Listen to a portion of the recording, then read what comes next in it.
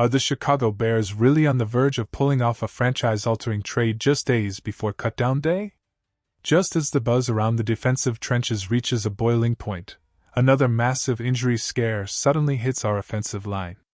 We have a mountain of explosive Chicago Bears breaking updates to dive into, and things are moving faster than ever. Before we break down every single detail, make sure to hit that like button, share this video with fellow fans, and subscribe so you never miss any breaking Chicago Bears news. We have to jump straight into the absolute whirlwind of trade speculation currently tearing through Halas Hall.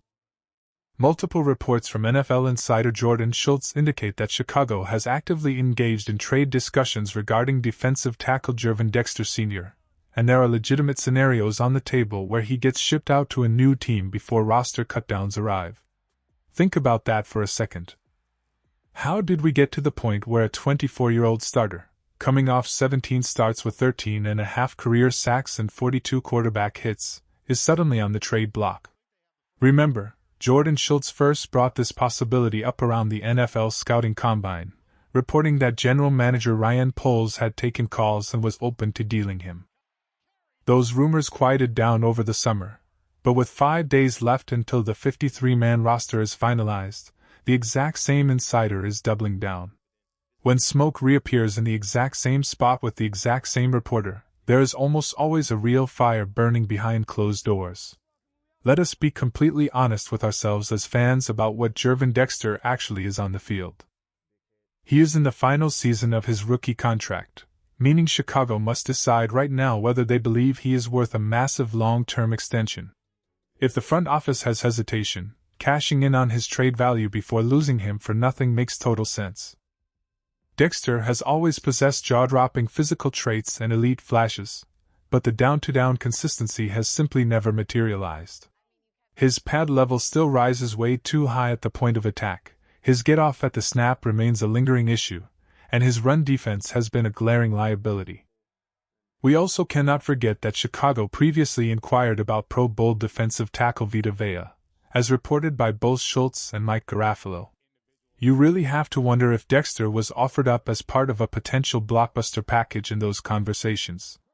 On top of that, the coaching staff is head over heels for rookie defensive lineman Jordan Van Den Berg out of Georgia Tech. Ben Johnson openly called Van Den Berg an absolute beast in press conferences, and the rookie has been earning first-team reps in practice. When you connect all the dots, the writing might already be on the wall. Pass rushers who can generate interior pressure are exceptionally rare across the NFL, but Dexter consistently leaves you craving more. In the recent preseason matchup, he blew up an entire play, flushed the quarterback out of the pocket, and forced an incomplete pass. It looked incredible, but that was essentially his lone splash play of the entire preseason. On an elite defensive line, Dexter projects as a rotational number 3 defensive tackle. On an average unit, he is a number 2, which is where he currently sits for Chicago. Even though this defensive line is far from elite, the overall depth inside the room is noticeably improved.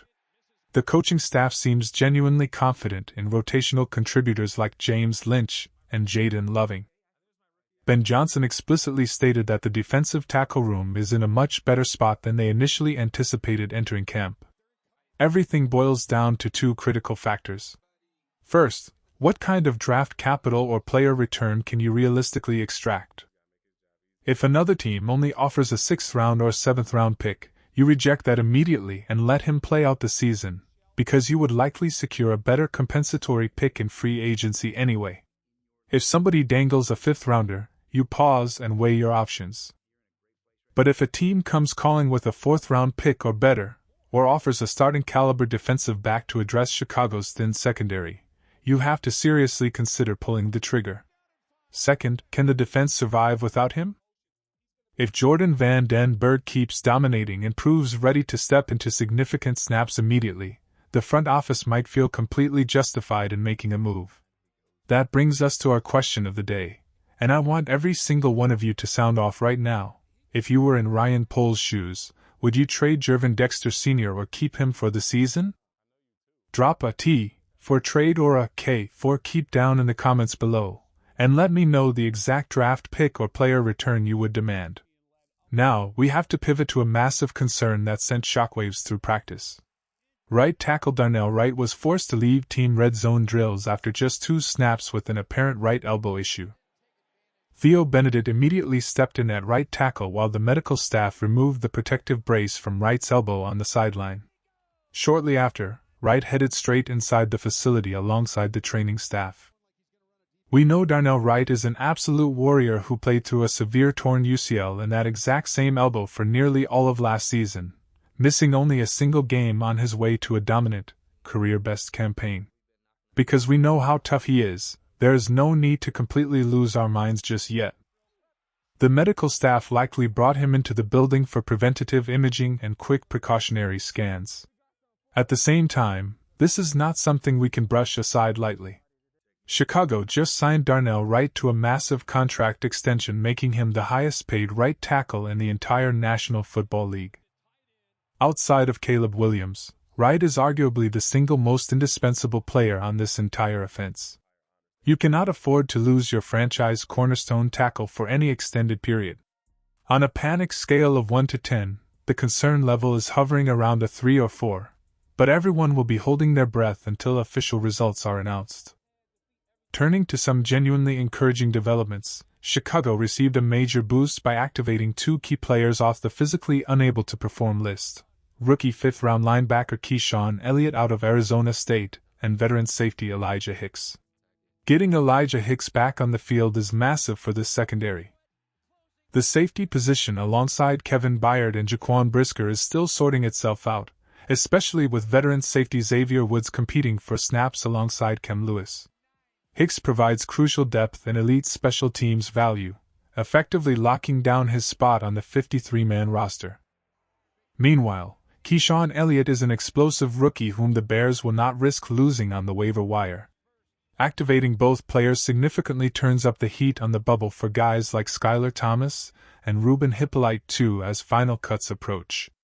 At quarterback, Tyson Bagent was back on the practice field today.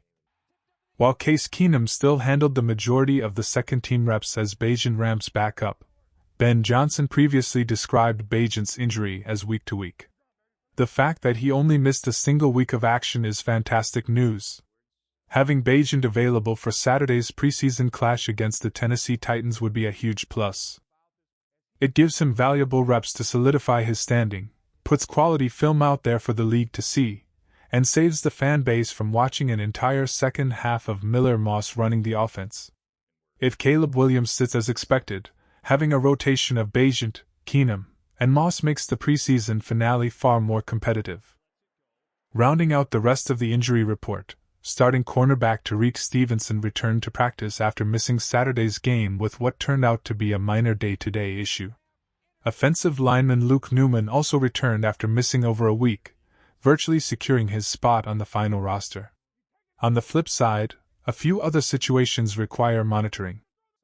Gervon Dexter was seen walking off with a trainer late in practice, sparking wild social media theories about a pending trade, though it may simply be minor physical maintenance. Undrafted tight end and fullback hybrid Hayden Large, who put together a sensational performance in the second preseason game, exited practice with an upper body injury. In the defensive backfield, Malik Muhammad left late during team drills, which is concerning given how thin the secondary has looked throughout August.